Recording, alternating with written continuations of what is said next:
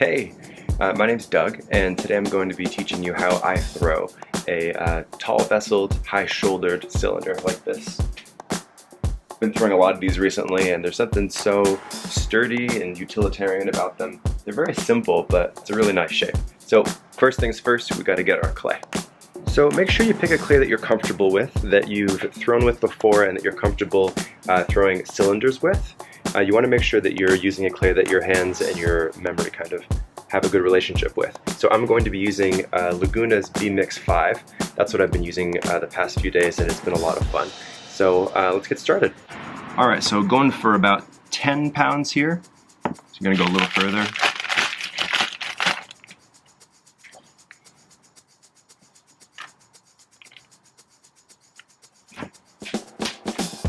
Alright, let's see. We got, yep, almost 11. That's pretty good.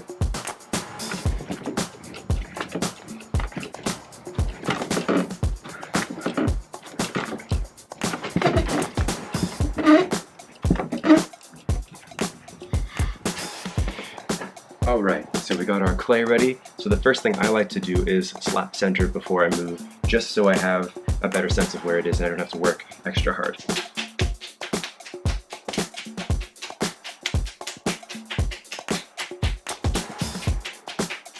I take some water and I seal the bottom. And then we're ready to go.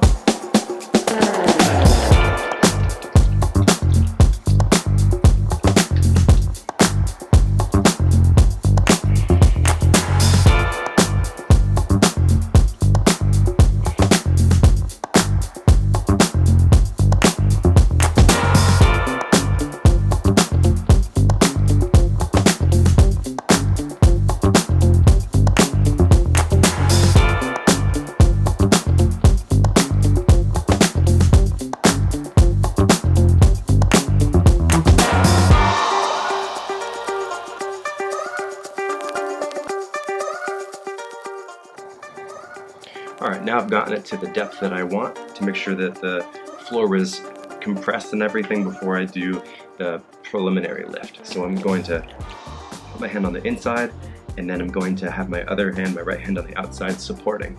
So it's going to look like this. I'm going to push in with my inside hand, and I'm going to lift up with my outside.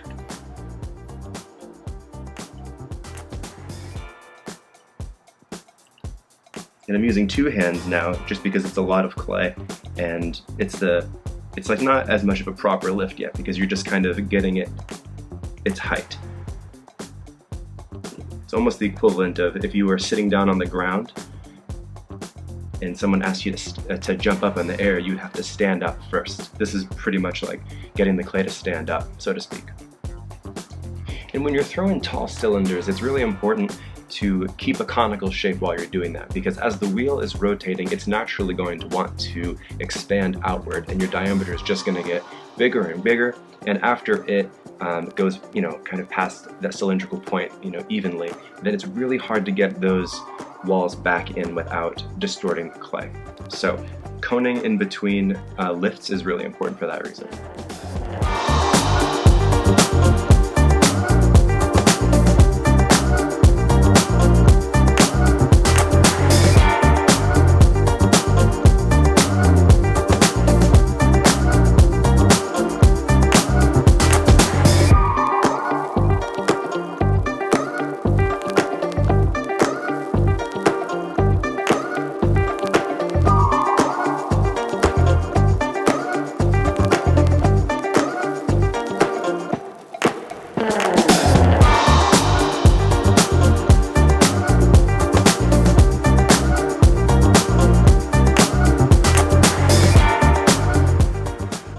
Nice, that's almost there. I think we can get one more pull out of it before we can start straightening it out with the rip.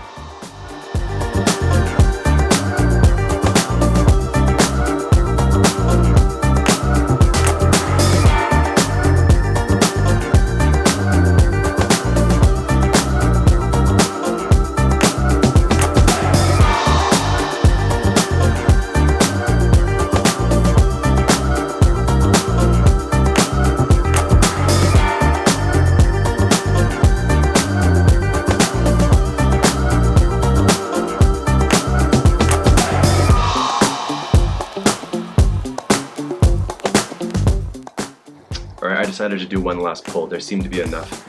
But I didn't go all the way on that one. I tried evening out some of what was at the base to incorporate that into the body. Time for the rim.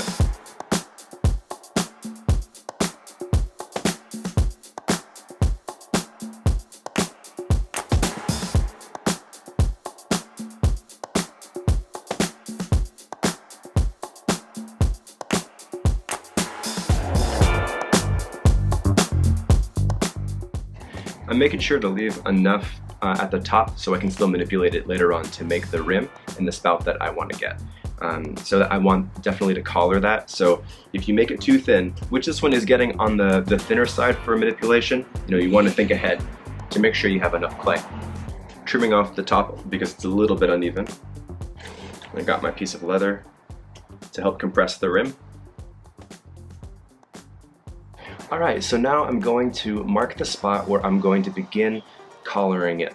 So you want to leave yourself with 2 inches at least, maybe a little bit more.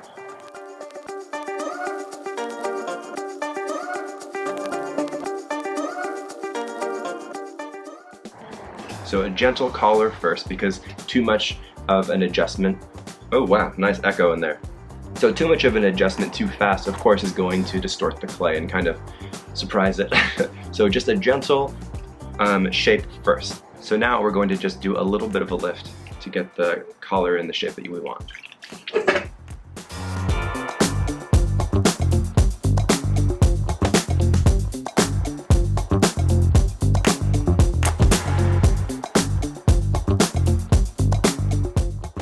So I'm making sure to push in a little bit more with my outside hand to ensure we get that curve.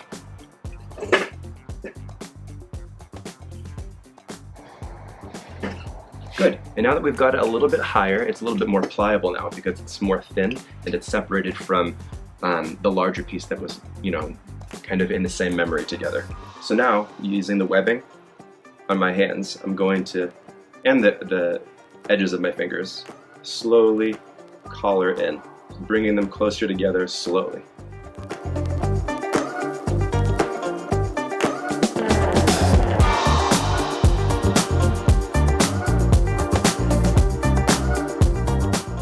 Before we close it too much, we want to get the high shoulder shape. At least that's what I like to do. So we go in there.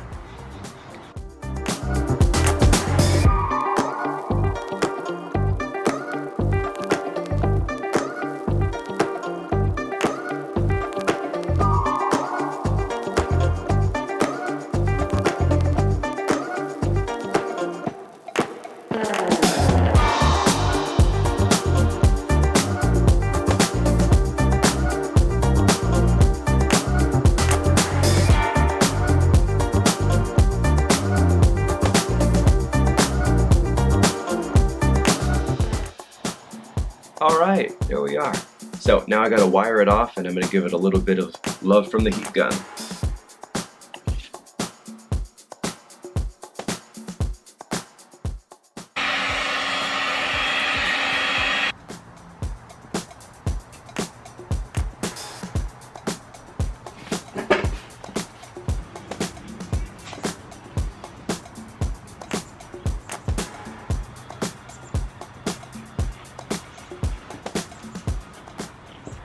Hey, thanks so much for watching. If you made it this far, I had a good time, and I hope to see you next time.